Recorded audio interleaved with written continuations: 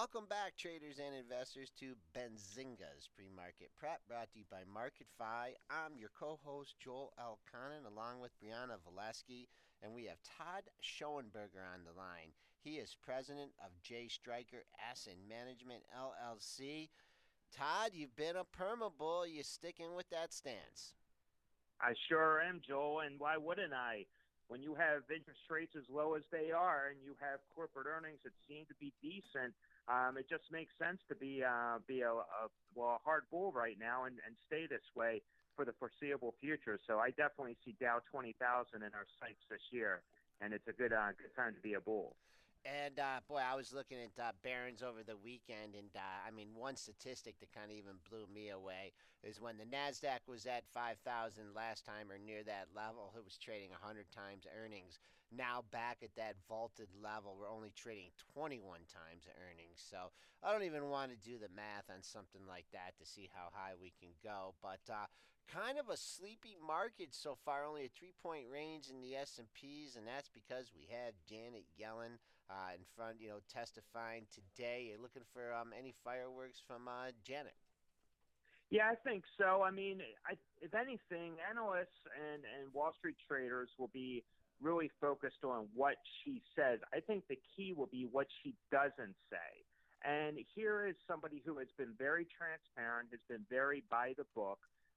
When her comments have been saying, just like in the last minutes that we saw last week, is that the Fed will remain patient, and they can. They can be patient at this time. I mean, the economy, even though it's not at that growth rate that will make all of us feel that there's some manufactured wealth taking place.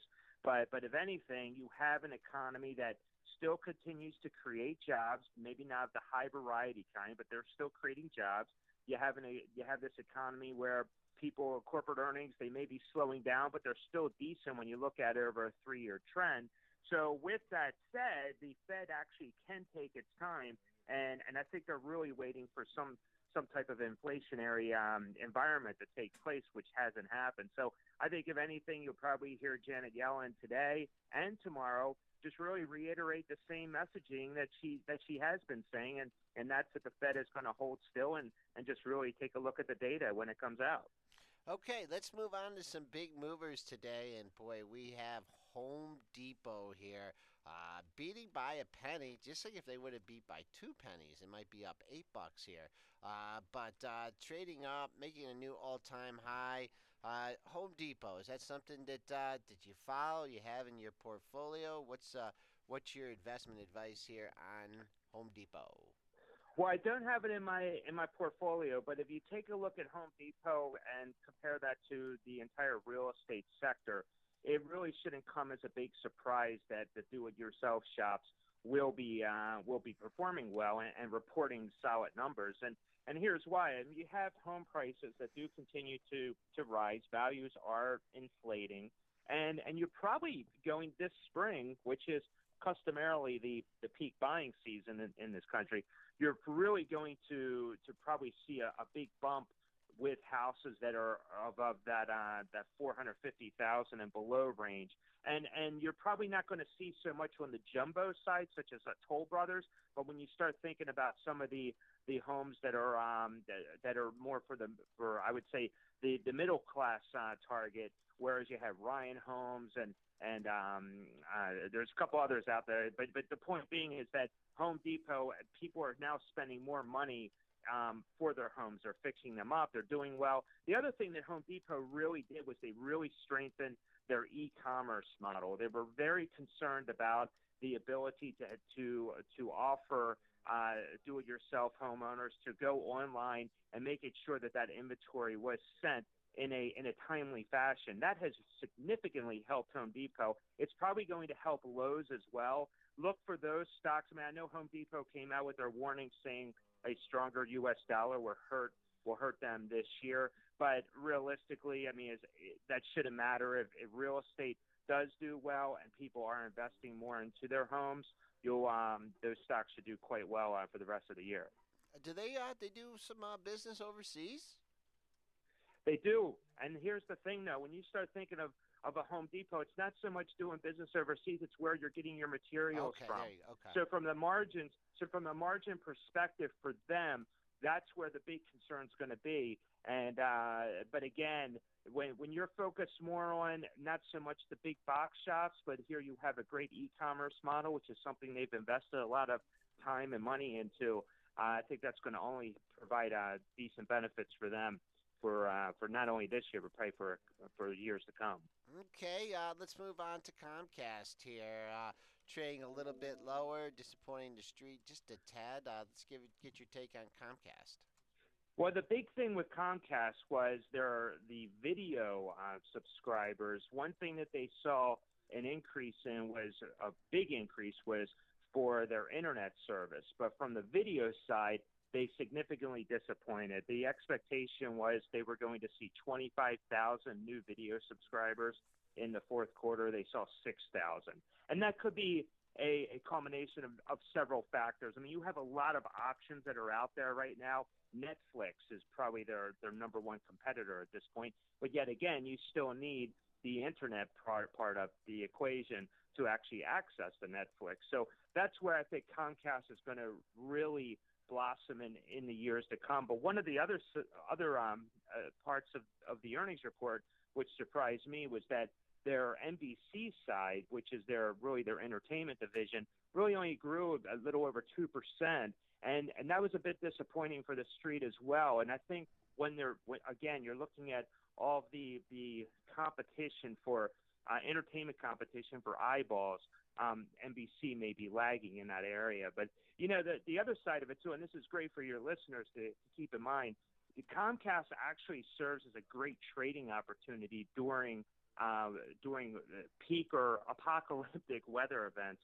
And if you just look at history going back to, say, Hurricane Sandy, I'm not sure if your listeners know this, but Comcast owns NBC, which manages the Weather Channel. And the Weather Channel, when there is a massive weather event taking place, all eyeballs seem to stick to that Weather Channel, and their ad rates go through the roof during those peak periods.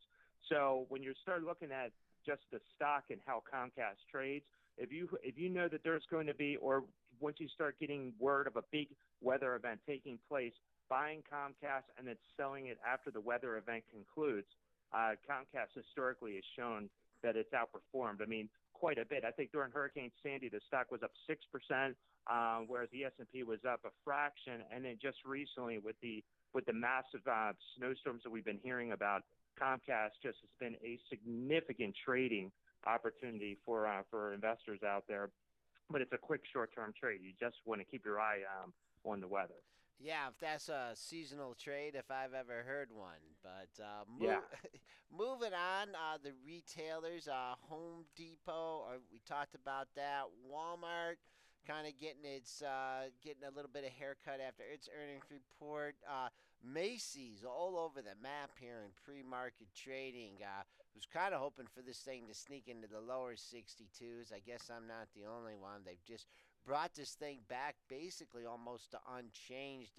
What's your take on the Macy's report and retailers in general?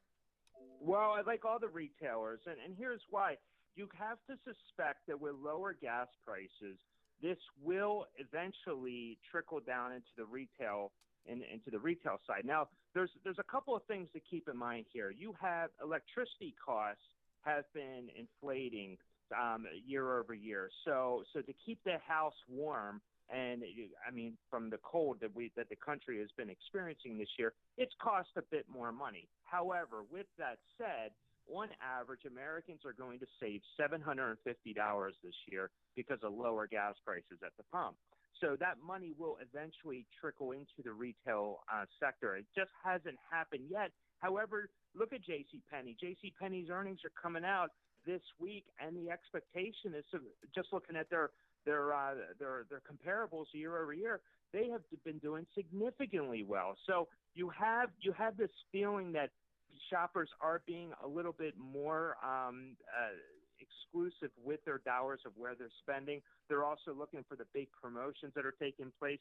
I think the key item for the JCPenney earnings report, as we even saw with Macy's, what we're hearing out of Macy's, is the promotions that took place in the fourth quarter that does squeeze their margins. So sales, same store sales may be up, but their margins are getting squeezed. But if anything, though, you're still attracting customers. You're bringing in the customers with cash in hand.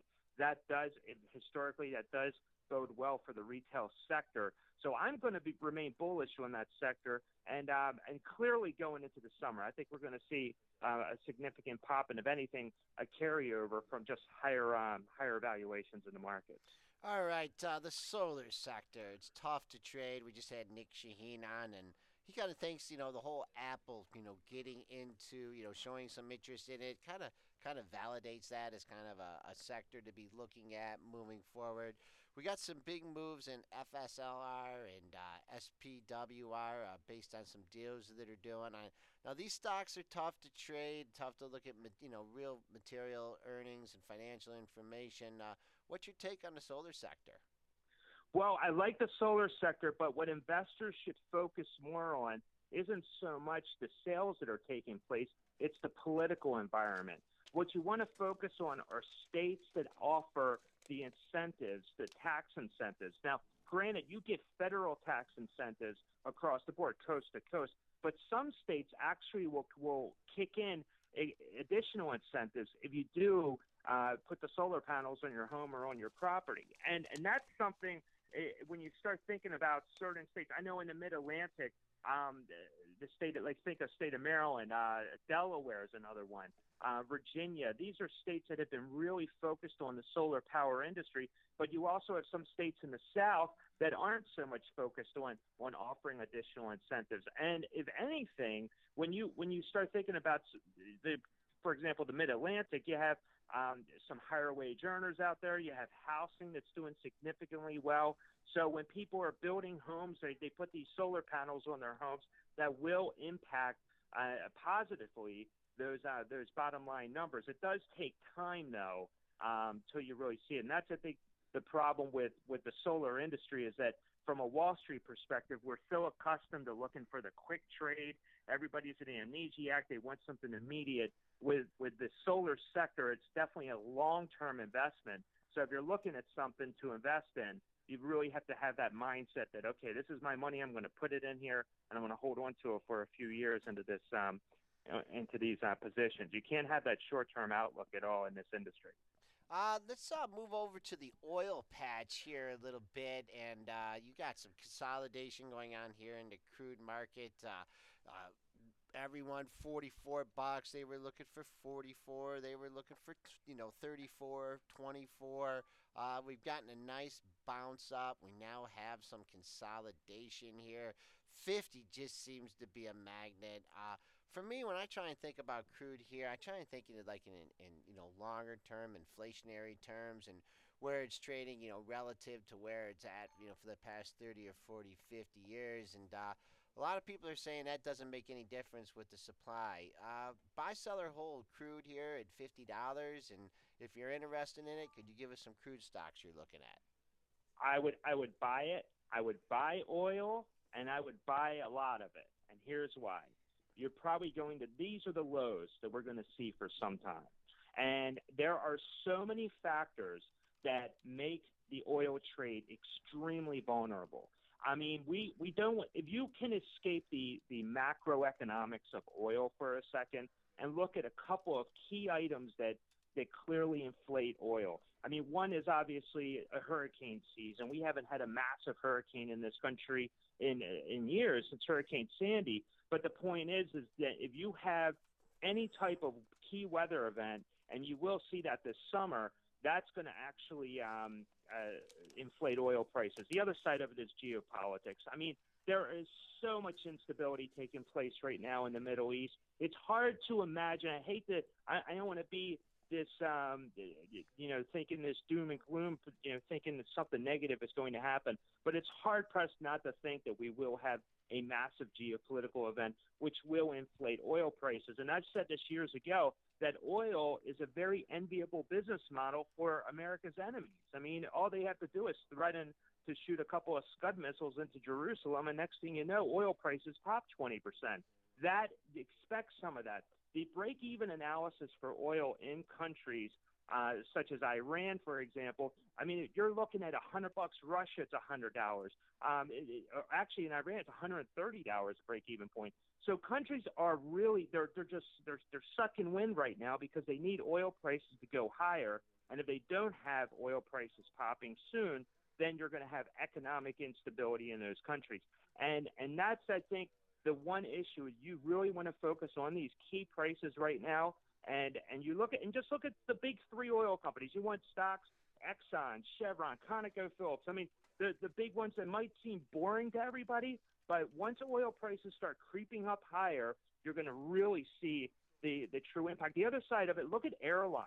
Southwest Airlines does an excellent job of buying oil at lower prices and then taking advantage of it as oil pops up. It inflates their margins, and that helps certain airline stocks. Delta's another one.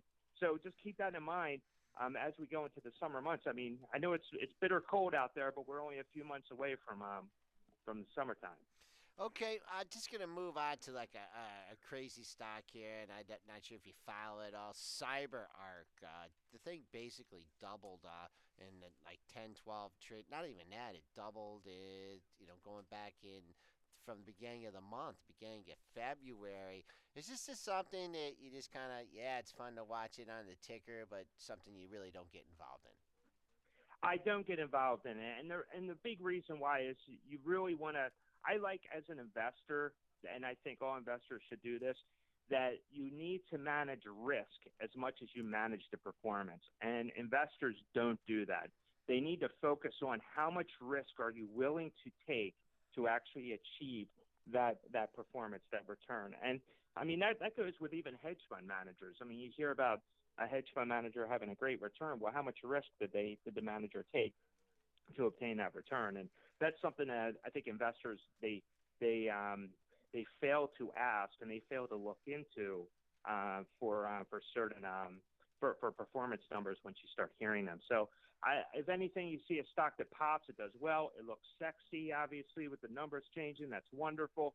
But you have to manage risk and understand that how if you do make that kind of trade, what's the risk of you losing that cash? And that I think is something investors they sometimes just ignore, but that's where you get dangerous. It's all about risk reward. We have Todd It is. Schoenberger on the line, president of J Streicher Asset Management, joining us here on Benzinga's pre-market prep. Todd, thanks a lot. Great information as always. We'll speak to you again soon. Sounds good, Joel. Thank you. All right, we are going to take our final break of the day, and we're going to bring on Nicola Duke. She's an analyst for Future Tax. We'll be right back with Nicola.